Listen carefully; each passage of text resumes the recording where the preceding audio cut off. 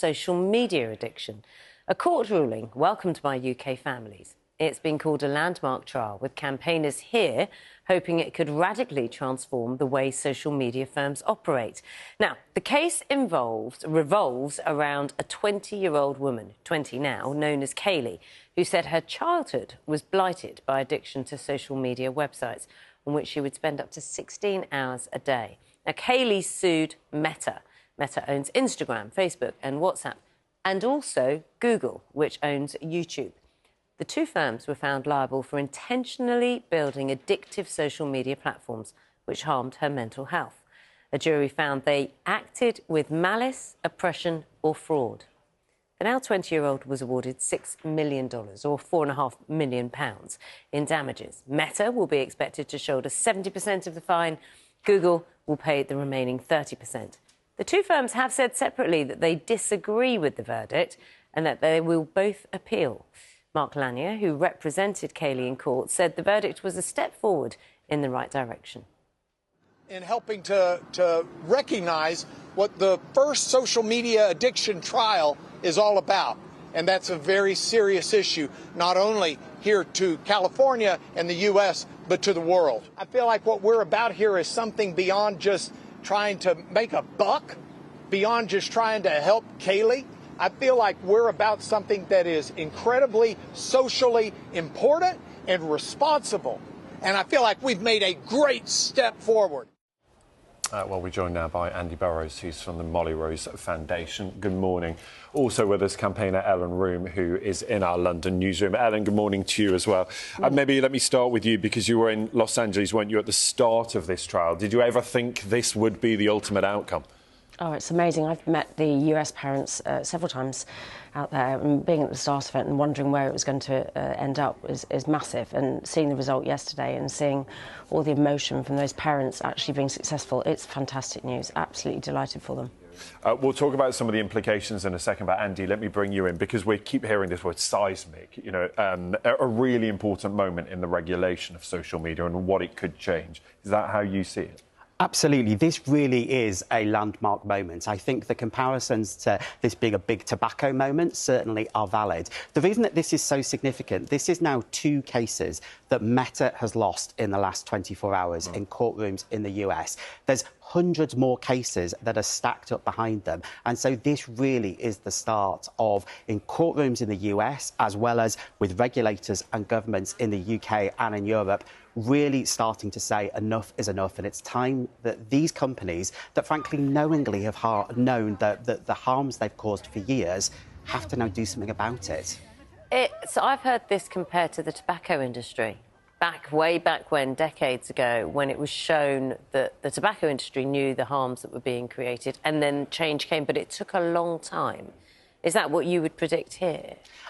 It certainly is going to be a long fight. We've already seen the companies signal that they will appeal. But I think the reason that this is so significant and why that tobacco analogy really holds, Naga, is because, you know, what we've seen in this case and in other cases is lots of legal disclosures. We are seeing that Meta, that Google know the harms that their products have caused. They've done the research, but then they have chosen not to publish that. In fact, they've got a given testimony here in Parliament on Capitol Hill saying quite the opposite. So really what this is getting us to is a sense of the ground truth that the companies themselves already know. And Ellen, just regarding you being in Los Angeles, obviously this is about one case. You are campaigning, when it comes to Jules, about information, having access to Jules's account after his death. This is a start, isn't it? But like you know, we were just saying, it will go. There is a long road ahead. Absolutely. And with the amendments to the Crime and Policing Bill, what in essence I call Jules Law, but automatic data preservation, when a child dies, their data will automatically be preserved. The amount of parents that will be able to come forward and say, actually, you caused my child harm, and be able to prove it, it's about time these companies took accountability for what's happening and what they're providing to children. And this is massive, and it's so, you know, I don't know what the word is. It's not exciting because it's the death of our children. We've got to stop children dying in the first place, and that's where we need to tighten up with regulation and everything else. But to hold the companies accountable for the harms that they have fed children is massive. I mean, and Ellen, there's a really important distinction in all of this as well. This isn't just that these sites were trying to make a bit of money and making the sites attractive for people to use them. It's about being deliberately designed to be addictive and to keep young people particularly scrolling and clicking and liking and engaging. And that's the issue here, isn't it? 100%. I mean, where else is there in the world that we've got a product that children are allowed access to that we don't remove if it's harmful?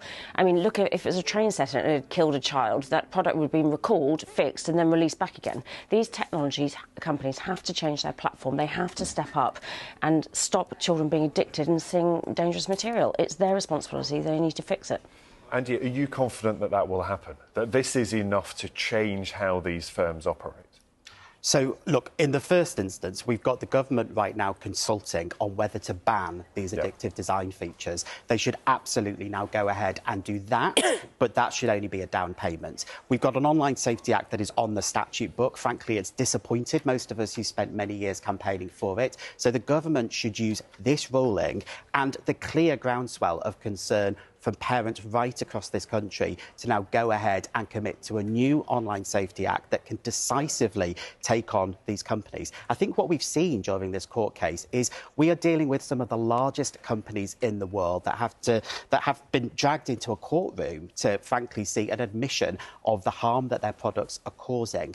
But we shouldn't be fatalistic about this because this is the product of design decisions, it's the product of business models. And if governments here in the UK and around the world want to step in and say, no, the price of admission to the UK market, if you want to serve UK children, then the minimum that you have to do is make sure that your products are safe. And what Sir Keir Starmer should now do is step up, make an announcement in the King's Speech that says we will strengthen the Online Safety Act so the UK truly is the safest place in the world to be online.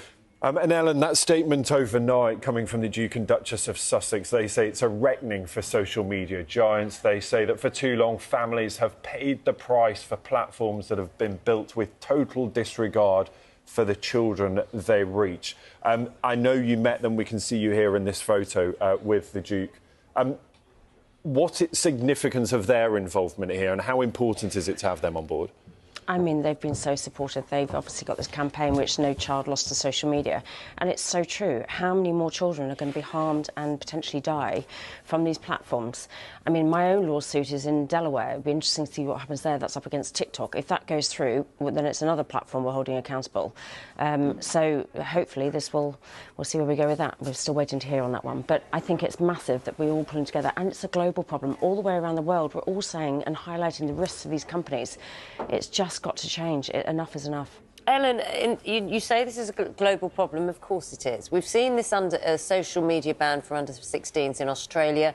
We've seen that some children are getting round it, not all, not the majority.